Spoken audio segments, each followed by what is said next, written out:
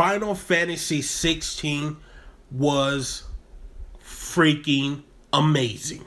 Let's get into it. What is up, guys? It's your boy Hercules, and we are back at it again. I just got done playing Final Fantasy 16, and I gotta admit, it blew my mind. It blew my mind. I was amazed. I was having a lot of fun. And to be very honest, I did not expect to be this amazed by this video game. Though I think it has the chance to be Game of the Year. Yes, but at the end of the day, there is Zelda, there is Baldur's Gate, and there is Spider-Man 2. And even though I think it's such a good game, there were some bad stuff. So let's get into the video. What we're gonna do is I'm gonna go in and cover some of the bad stuff, some of the good stuff, and then give you my overall rating. Let's start with the bad stuff. Now, a lot of the bad stuff is just pretty much me being very picking certain things.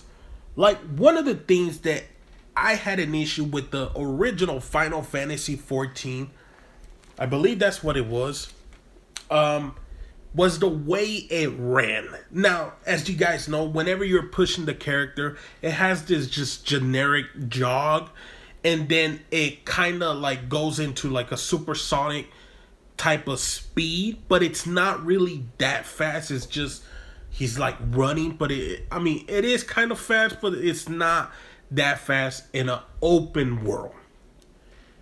Now, it has the same style of running. I would have loved to have either some way to upgrade his run so he can be running a lot faster. That way I don't have to always be fighting these side villains, these little side minions that the game has surrounded all over the world. But yeah, the running was another big mistake that I didn't like. When it comes to the open world, I love open worlds, and I love the games that have this open world, but it's not like the open world like in GTA where you feel like there is just so much out there. This game has this open world, but it's still like this closed off open world. But for me, it still felt empty. It felt empty because look, I can go running around finding these little treasures and stuff like that. But at the end of the day, I need more. I need more than that. I need to feel like I'm going to achieve something. And in this video game, I felt like I didn't want to explore. And that could have just been me, but I wasn't going out there trying to fight these big behemoth boss battles. Even though the gameplay was amazing, I didn't want to go do that. Another thing that I didn't like was the dodging. It felt like the dodge was just very generic, where he would just move to one side. I would have liked for it to have more of a flashy style, where if you would have pressed double on the dodging, you could have just seen some crazy way of how to do dodges. But it basically was just very simple. You gotta aim it perfect, and if you aim it perfect, he slows down the time, gives you enough time to do a counter hit or anything like that. I would have loved to see a little bit more. When it comes to my last indication of something bad in this game was the side quests. The side quests were boring to me. I was spending most of my time skipping the side quests. I don't know what about this. It just didn't click with me. The story was amazing, but the side quests felt like I was just being forced to do them. And I didn't like not one bit of doing any of those sidekicks. Even the side quests that they forced me to do, I didn't care for them. I didn't care about the extra backstory. I just didn't care. Now, let's go into the good things. The characters. They're freaking amazing. Jill, Clive. These are some incredible characters. We got the dad. We got Joshua. We got oh my god, what was his name? Wow, I forgot. It's Clive, but there was the other one. The Clive, Joshua, Jill, Torongo, I believe that's how you say his name. I could be wrong. The big old Titan guy, the main villain, Dion. There were a lot of great characters in this game, and I had a lot of fun just watching them when they were on these CGI cutscenes. Beautiful. And even when I was just playing and they were right beside me, it was just badass seeing them fight with me or against me. Another one was the gameplay. The gameplay was phenomenal, and I heard that it's supposedly from the guy that made the Devil May Cry games, which I played a little bit of those games, but I remember specifically the gameplay was amazing. So in this game, the gameplay is freaking amazing, man. They give you the style of Final Fantasy. They give you the style of like Demon Souls or Elden Ring, if you want to call it something else. They give you that style, but it still has a lot of fun. Has these crazy powers, moves that you can do. It was just a lot of fun. The villains were incredible. You had the Titan.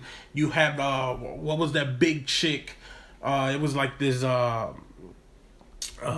chick that would fly. It gave me the vibes of like Dragon Ball Z, like you know when they were super power up, like Super Saiyan 2.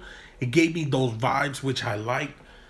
So yeah, the villains were incredible, and the one that I really enjoyed, even though I did enjoy the main villain, the Titan. The Titan just was fun. It was a lot of fun. The story was chef's kiss.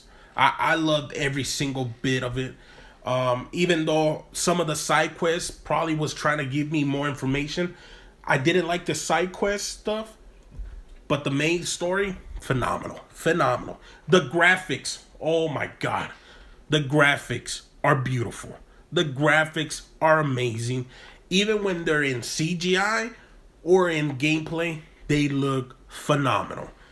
And last but not least, the freaking music, man. Whenever this big boss battle is about to begin, the music fit perfect. If it doesn't win Game of the Year, I don't know about you, but I think whatever it is, soundtrack of the year, whatever it's called,